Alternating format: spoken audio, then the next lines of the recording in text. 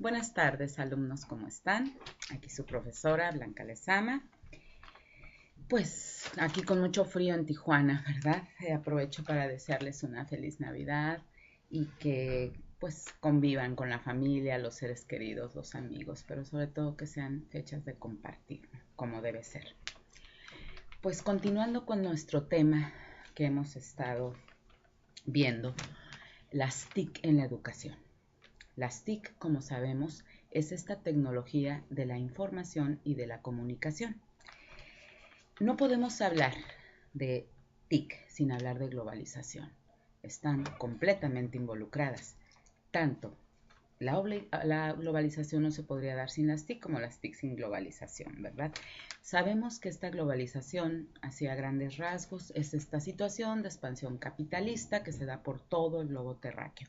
Es una sociedad planetaria que unifica economías, políticas, cuestiones sociales, culturales, pero que también impacta en nuestra vida íntima.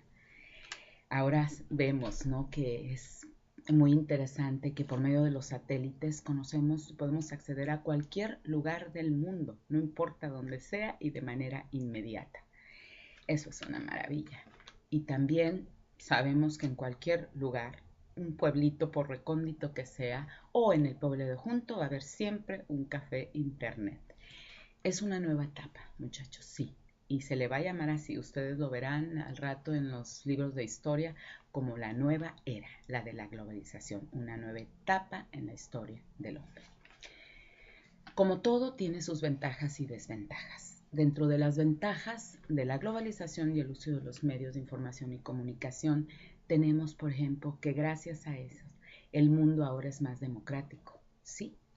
Y nada más como ejemplo, no tenemos a esa primavera árabe en la que todos vimos a esos muchachos unidos en las redes sociales tras su objetivo, ¿no? Su objetivo de democracia, de libertad, para sacar ya a esos dictadores. Unos lo consiguieron, otros no, están en ese proceso. Ojalá todos lleguen. También para algo que ha sido gran ventaja es en la denuncia. Cualquier persona trae al menos un celular, un smartphone o cualquier otro de los tantos aparatos sofisticados en el que podemos grabar o retratar un acto de represión o una situación de violación de derechos humanos. Inmediatamente lo subimos a internet y se entera todo el mundo. Eso es una maravilla. Nos podemos enterar de todo lo que sucede en el mundo, en cualquier momento y en cualquier lugar. Pero como decíamos, todo tiene sus ventajas y sus desventajas. Por mencionar algunas, la globalización hace patente. Nos lo pone como de manera grosera, ¿no? Esa brecha económica que hay entre los países industrializados y los que están en vías de desarrollo como nosotros. Por ejemplo, no sé si sepan que las comodidades de las que gozamos un sector de la población es estas comodidades de 3 comidas al día, servicio médico, servicio educativo, acceso a internet, solamente gozan 1.000 millones de personas en el mundo y somos 7.000. O sea, 6.000 millones de personas no gozan de estos servicios.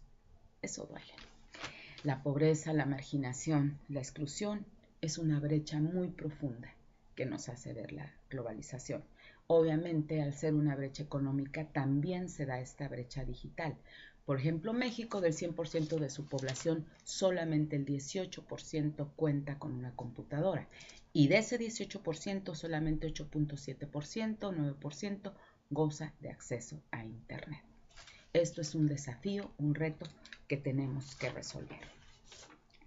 Ahora ya entrando al tema específico de las TIC en educación, se dice que es un tema que está siendo, ¿no?, platicado, discutido en todos los sectores y en todos los ámbitos, desde las instituciones internacionales educativas, los planes nacionales educativos, en nuestro caso la SEP, hasta en las escuelas, en los planes académicos institucionales. Esto se refiere a los modelos de las escuelas privadas. También decimos que esta educación actual, como sabemos, la educación clásica, la educación tradicionalista, estaba basada únicamente en obtener conocimientos. la educación constructivista, el enfoque en competencias, como quieran ustedes llamarle, ya va y trata la educación de otra manera. ¿En qué va? La pedagogía sabemos que es esta ciencia que tiene como objeto de estudio el fenómeno de la educación. ¿Por qué como fenómeno? Porque todo fenómeno implica una acción. ¿La acción de qué? La acción de educar. Todos los educadores somos personas que ayudan a formar personas, a nuestros alumnos. Pero esta obtención de conocimiento tiene que ser en tres sentidos, en los tres saberes, que es los saberes, que son los conocimientos, el saber hacer, que es el alumno desarrolle todas sus capacidades y potencialidades, las que ya tiene, y desarrollar las que no tiene. Y la última, que está basada en el saber ser. La obtención de conocimientos, el desarrollo de habilidades, tienen que ser traducidas en actitudes y valores. ¿Para qué? Para que el alumno solucione problemas y también tenga una buena toma de decisiones, ya sea en su vida personal y en su vida laboral. En la Universidad Iberoamericana usamos mucho un concepto, que es el de los dinamismos fundamentales del hombre. ¿Qué son estos dinamismos? Pues son lo que nos identifica como especie, son los que muestran lo que el hombre es. ¿Qué somos? Somos seres carenciales, inacabados, indeterminados, indefinidos, pensantes, libres, creativos, activos, dinámicos, únicos y repetibles. Pero al mismo tiempo somos sociales, pero sobre todo somos seres posibles. Y aquí podemos nombrar a Martin Heidegger, que a mí me gusta mucho su concepto, que lo menciona una y otra vez en su libro Ser y Tiempo, el ser hay. Este ser está hablando del ser posible, del ser inacabado. Es ser que puede ser lo que sea y que no es lo que aún puede ser. Es un concepto un poco complejo de Heidegger, pero que convence mucho. Bueno, estos dinamismos hablan de esto, ¿no? De este ser inacabado que somos. Este ser que por lo mismo que es inmaduro, tiene que inventarse a sí mismo y es responsable del conocimiento y de la construcción de él. Es responsable de la construcción de su persona. Nosotros no tenemos nada hecho, nada dado. Todo nos lo tenemos que hacer. Por eso transformamos la naturaleza y transformamos a nuestro entorno. El ser humano es la única especie en el planeta que tiene que educarse, tiene que estudiar y trabajar para que esta transformación del entorno y de la naturaleza que tiene que realizar sea de la mejor manera y sobre todo para beneficio de la humanidad. Las TIC ayudan mucho en este desarrollo, en el desarrollo de estos dinamismos fundamentales del hombre. ¿Por qué? Este ser curioso, pensante, que cuestiona, tiene una capacidad de aprendizaje infinito. Entonces las TIC, al tener este acceso ilimitado al conocimiento, a la información y que lo tenemos de manera inmediata, veraz, confiable, sobre todo actualizada, hace que el alumno obtenga muchísimos más conocimientos, amplía su criterio y obviamente en el ejercicio de sus tareas, de sus investigaciones y proyectos van a ser mucho más completos y mucho más eficaces. Perdón, es que he estado enferma. Bueno, el uso de las TIC en la educación implica un cambio de mentalidad y un cambio de actitud. Forzosamente, esto es una realidad. Y cuando hablamos de esto, hablamos de que no basta con saber usar una computadora. No, es mucho más allá. Es que tenemos que conocer y saber la gran gama que hay de recursos y herramientas, esas plataformas, páginas web, direcciones electrónicas, las redes sociales, aulas virtuales, esta educación a distancia. Es infinito los recursos con los que se cuentan para llevar estas TIC en la educación. Pero tienen que haber muchos cambios. Y como todo proceso, el proceso educativo, el proceso de enseñanza y aprendizaje, también tiene que empezar por el 1. ¿Qué sería el 1? Requiere la participación de todos los sectores de la población. Aquí hablamos desde las instituciones educativas internacionales, como decíamos, los planes nacionales de desarrollo, la SEP, y lo había dicho antes, y los planes académicos institucionales. es decir, involucrados todos los sectores de la población, sector empresarial, sector gubernamental con sus políticas públicas educativas, pero también requiere la participación de la ciudadanía. Tienen que cambiar los modelos educativos. Los modelos de la educación presencial, de la educación clásica y tradicional ya son obsoletos, ya no sirven. Tenemos que diseñar nuevos planes y programas en el que tienen que ir implementadas las TIC. Así en nuestras clases podemos pasar películas, documentales, el uso de las plataformas, nuestras presentaciones. Ya tienen que ir implícitas en nuestro plan de clase. Obviamente para eso se necesita una capacitación. ¿Capacitación a quién? A todos los actores que participan en este proceso de enseñanza-aprendizaje, desde los directivos, el personal docente, los alumnos. Todos tienen que ser entrenados para el óptimo uso de estas TIC. Se dice que la educación de ahora está abierta al diálogo. Eso me gusta mucho y lo sé porque a mí me tocó. Antes había temas que no se tocaban o se tocaban de una manera muy superficial.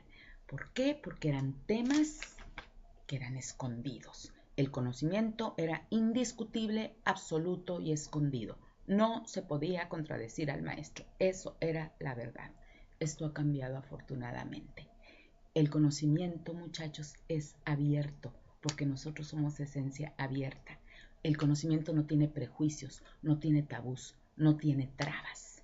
Tiene que ser dado en libertad y usando el diálogo sobre todo. Tiene que haber esta participación de todos. Había temas que eran espinosos, sensibles, incómodos, entonces no se tomaban de una manera muy superficial. Ahora se tienen que tomar de una manera profunda. ¿Por qué? Con el uso de las TIC, los alumnos se dan cuenta que hay un mundo con una diversidad de ideología, hay una pluriculturalidad, una multiculturalidad en el que hay diferentes mitologías, diferentes maneras de pensar. Con el acceso a las TIC, el alumno se da cuenta de eso. Entonces eso ayuda muchísimo a ampliar su criterio, pero sobre todo lo hace crecer en tolerancia y empatía a las personas que piensan diferentes a él. Y con esto se consigue una democracia intelectual. Dentro de este cambio de mentalidad y de actitud, hemos estado manejando a Roberto Carneiro, que es un letrado en este tema, ha sido ministro de Educación, tiene un currículum tremendo en Portugal, es un investigador y perito en esta materia de educación y del uso de las TIC en la educación, y tiene una tesis muy interesante. Él menciona que la obtención del conocimiento en la actualidad, en la posmodernidad, nace como una segunda ilustración y por lo tanto tiene que haber un segundo contrato social. Recordemos, la primera ilustración sabemos que es este movimiento intelectual y cultural que nace a fines del siglo XVII, pugnaba por el uso de la razón. Rompe con esa etapa de oscurantismo y de tinieblas de la Edad Media para dar lugar al siglo de las luces, al uso de la luz de la razón. Ahí tenemos autores como Voltaire, Rousseau, ¿no? Que ellos decían, con el uso de la razón y los conocimientos podemos combatir la ignorancia, la superstición y la tiranía. Sí, dijeron bien y funcionó durante algún tiempo. Pero esta primera ilustración cayó en un problema. Creó sujetos expertos en conocimiento, pero separados del mundo. Lo propio, separado de los demás. Un sujeto experto en conocimientos que veía al mundo como un objeto de estudio de datos objetivos. La segunda ilustración por la que pugna nuestro autor va, mucho más allá. ¿En qué? Esta pugna no solamente por el uso de la razón, pugna por el desarrollo de la inteligencia emocional. Como sabemos, la inteligencia emocional es el llevarte bien contigo mismo y el llevarte bien con los demás. Pugna también por el desarrollo de las competencias sociales, pensar al mundo, pensar a los demás. Y por lo tanto tiene que haber un nuevo orden en nuestros afectos. Al estar conscientes de que vivimos en un mundo en el que estamos insertos, vemos a este sujeto dentro del mundo, no fuera de él. La primera ilustración, como decíamos, ve sujeto, mundo, objeto. Esta nueva ilustración ve sujeto y ve al mundo ya no como un objeto, sino como una comunidad de sujetos. Qué diferente, ¿verdad? Mentalidad. Obviamente, este cambio de mentalidad hace que recordemos a Piaget, ¿no? Como decía Piaget, somos sujetos que somos cerebro, pero también somos corazón. Somos sujetos que tenemos una razón, pero también tenemos una emoción. Como dice el autor, después de esta segunda ilustración, obviamente tiene que haber un segundo contrato social. Los contratos se renuevan, los contratos tienen que actualizarse. Nuestro contrato social también tiene que renovarse y tiene que actualizarse. Repetimos ahí también Rousseau, Hobbes, que hablaron, ¿no?, de este contrato social en el que pugnaban por un acuerdo, una negociación libre de la voluntad general, en la que se iba a llegar a un pacto social, a un contrato social, en el que iba a vivir implícitos derechos y obligaciones sociales. Igual que la primera ilustración funcionó, lo alabamos, los aplaudimos, pero el nuevo contrato es diferente, va más allá. ¿En qué sentido? Ya no nada más es este acuerdo de voluntades libre en el que se hace un pacto social. Este pacto, este contrato tiene que estar basado en confianza mutua, en confianza recíproca de unos a otros, en el que tiene que haber una participación ciudadana para que se ejerciten realmente los derechos fundamentales del hombre. Y dentro de esos derechos fundamentales del hombre está el derecho universal a la educación. Y vamos más allá, al derecho universal de la educación digital. La educación actual es dialógica, consciente de que somos seres, por naturaleza, con lenguaje y comunicación. Usamos el diálogo. Las TIC ayudan mucho a que se dé este diálogo. Como decíamos antes, al conocer, poder chatear con gentes de otros lugares que tienen otros parámetros, otros paradigmas, esto hace que podamos hacer un contrato nuevo, un contrato social mundial, pero sobre todo basado en humanización. Bueno, muchachos, solamente para terminar y como conclusión del día de hoy, vemos que las TIC en la educación son una realidad. Sí, son una realidad, pero no es una realidad para todos. Es una realidad que solamente es para unos. Como decíamos antes, tiene que haber la participación de todos los sectores, de todos los actores del proceso educativo. Tenemos que reducir esa brecha digital tan grande que hay entre unos y otros. Al parecer, al nacer estas TIC en la educación, también aparecen dos nuevas clases sociales entre los estudiantes. Una, los que tienen acceso a una computadora y al internet. Y la otra, pues que no tienen computadora y menos acceso a internet y le hacen como pueden. Esto duele y esto no puede ser. El acceso a internet tiene que ser gratuito y todos los estudiantes tienen que contar con su computadora. Muchas gracias, muchachos, y hasta la próxima clase. Bye.